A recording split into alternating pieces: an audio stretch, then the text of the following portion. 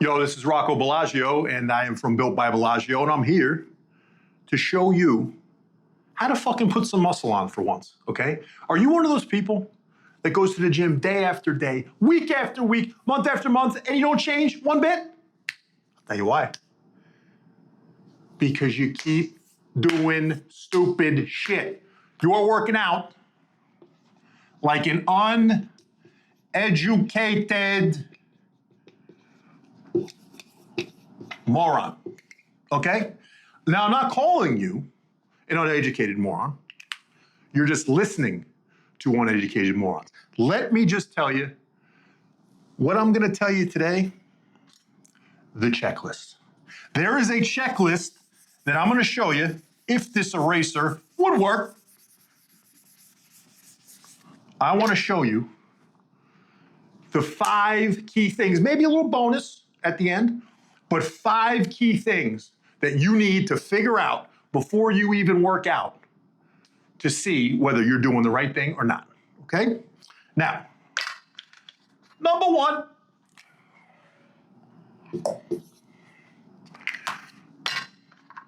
are you moving your muscle from insertion, it's a good word, insertion, to origin, okay? Now, for example, if you were to take the chest and you were to say, where does it originate? Where does it insert into? It originates into the middle here, right here, and it inserts into the shoulder. Now, the only way to do that is to move this way, okay? For all you morons doing barbell bench press, are you moving this way? Of course not. Now, since we have number 1, which is insertion to origin, you're bringing your muscle from insertion to origin, right?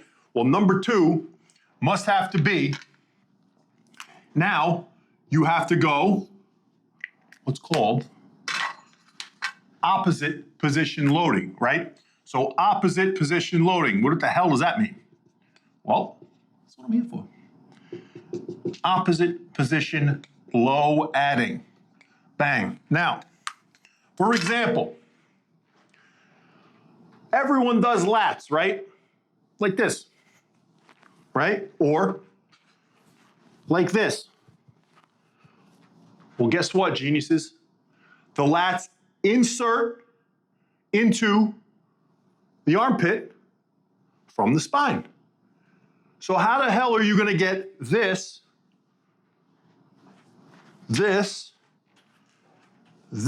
how are you getting that when you're pulling from here?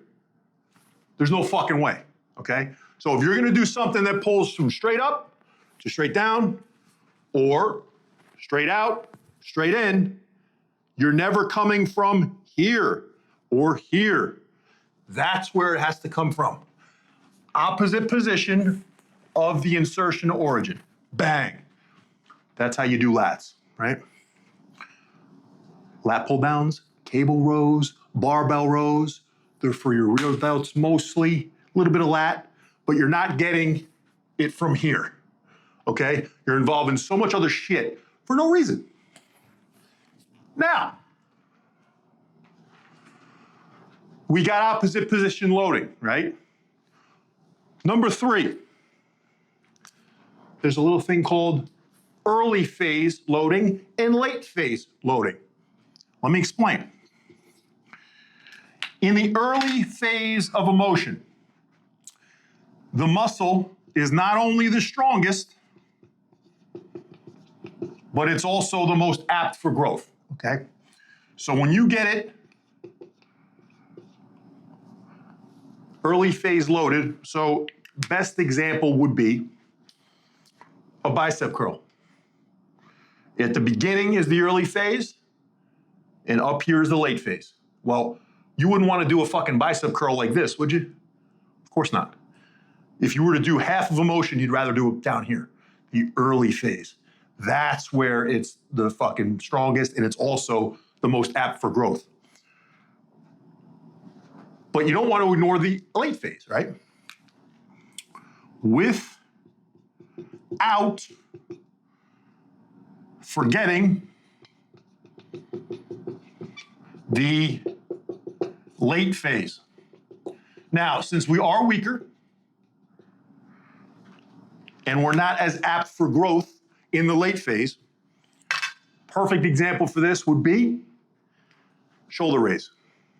Now, where is it harder in a dumbbell shoulder raise, lateral raise? Is it down here or is it up there? Of course it's up there, but that's the late phase, isn't it? So why the fuck would we take 60, 70, 80 pound dumbbells and come up and try to think that we're gonna build the most muscle doing that? Bullshit. You have to take a cable and come from the side. That's the early phase. You load the shit out of the early phase with the cable. It's hard, it's easier up here, harder down here, right?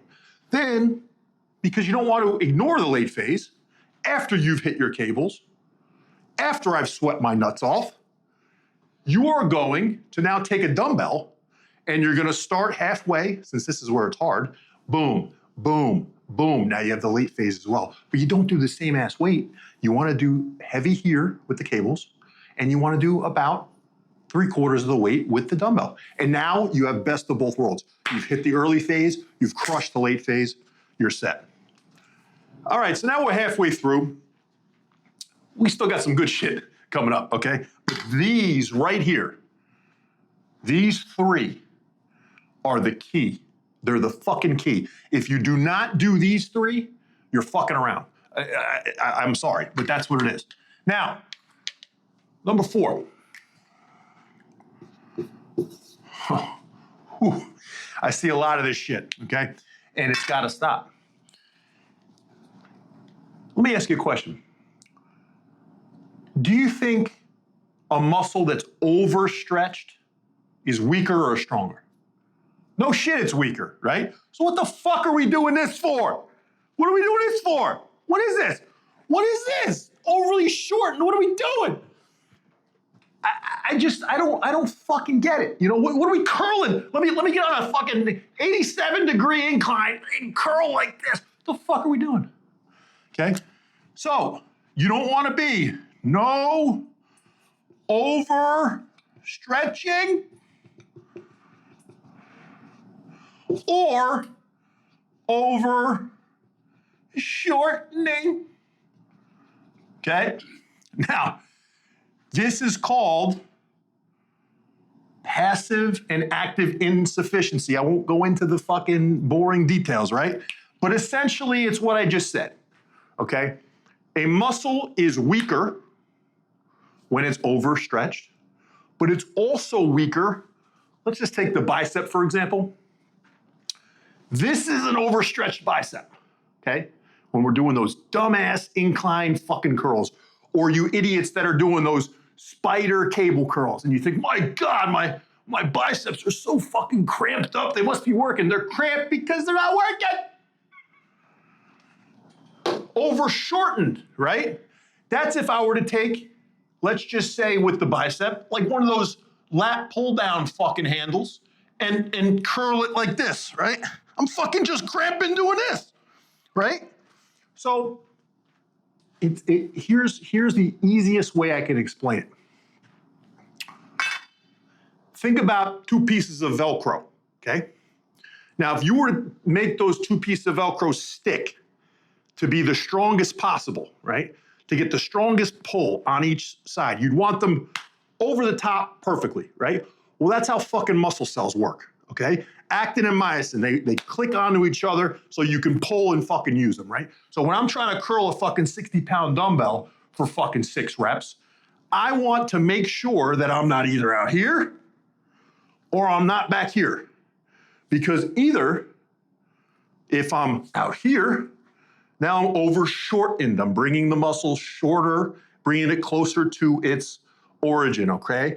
Now, that would be like if I'm taking 2 pieces of Velcro and putting them over the top like this. You're not really getting much. If my bicep is too stretched like this, okay? Now the Velcro is barely just touching each other, right? It's not gonna work, okay? So with a curl, simple as that. It's down this way, and you pick the forearm up. That's fucking it, okay? That's all you wanna do. That's when you're strongest. That's when you're gonna be the most apt for growth. No more of this shit, please. Now, with those four, number 5, okay? Number 5 is a big one, okay? If you're in the gym and your goal is muscle building, right? If that's the goal, hypertrophy, building fucking muscle, right? Then, and it's not, you know, powerlifting, I'm gonna lift as much fucking weight as a house, I'm gonna compete with this next guy next to me, even though he looks like fucking Shrek. I'm going to build muscle. If that's your thing, and you're trying to protect your spine too, this is a whole nother piece of Built by Bellagio that is very underrated. I'm gonna keep you fucking healthy too. Number 5, it's called bilateral deficit, okay? Let's avoid bilateral deficit, okay? Bilateral deficit, what the fuck is that? Well, let me ask you this.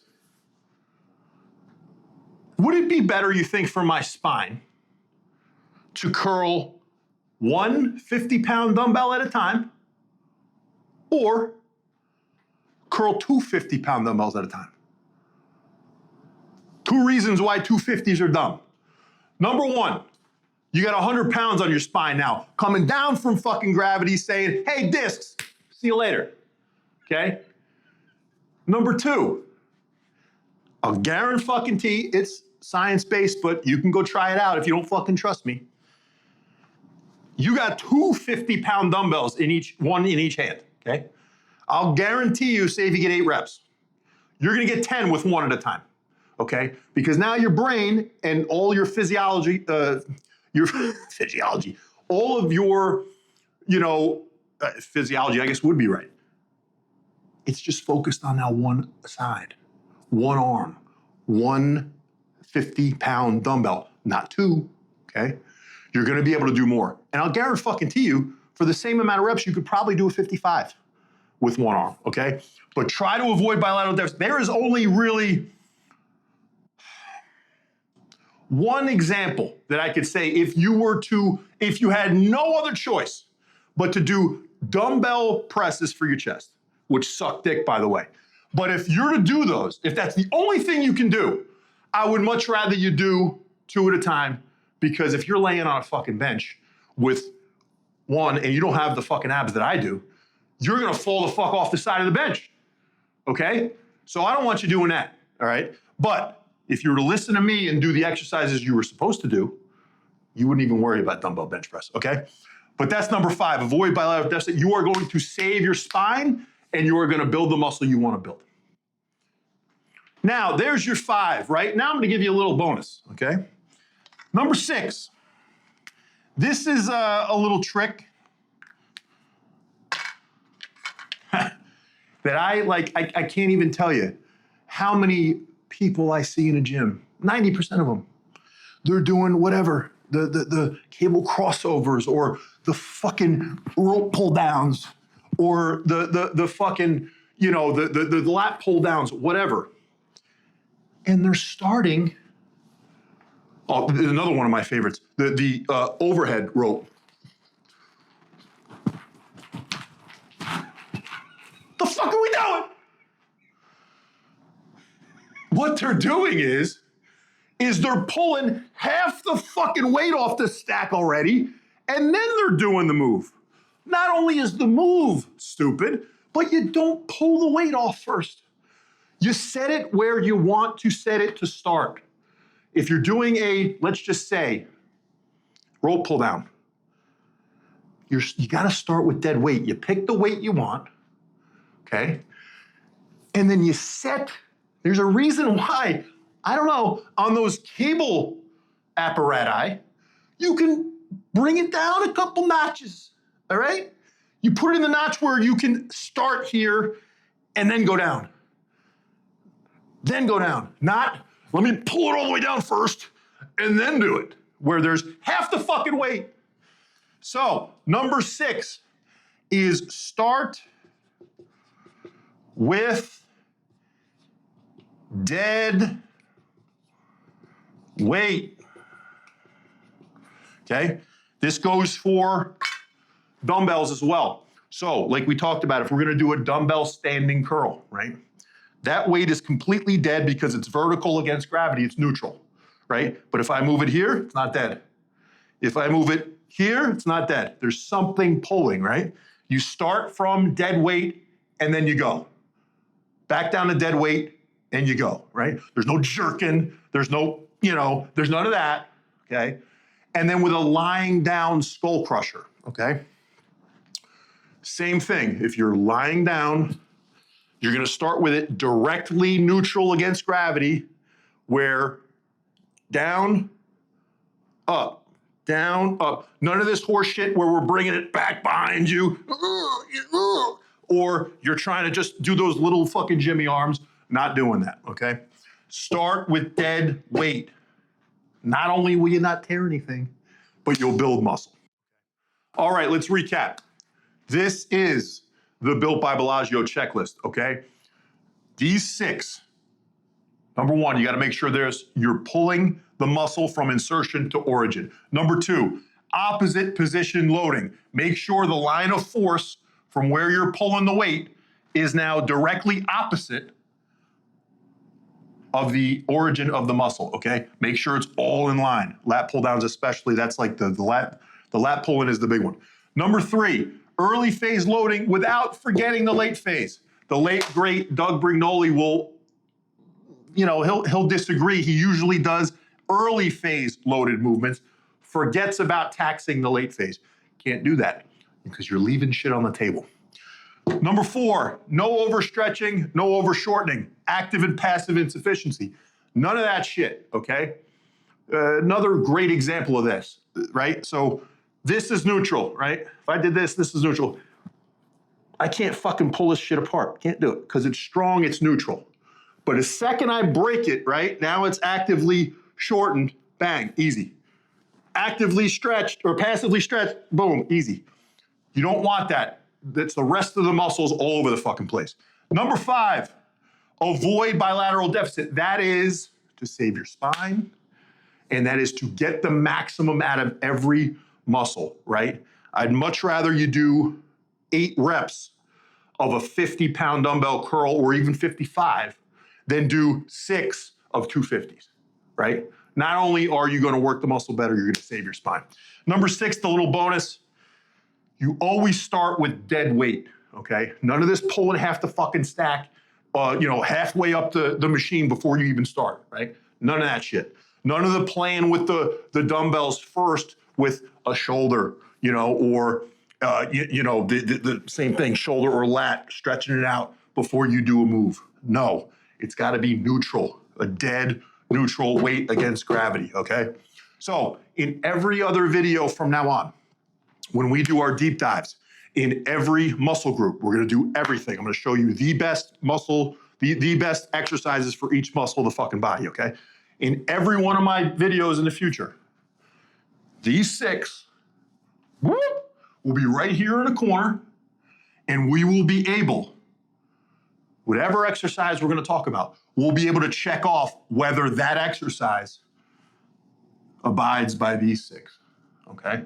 And then it'll make it a little easier for you to understand why most of the shit that you're doing and that you see other people doing in the gym is so fucking asinine that you'll believe it. You will understand why, okay?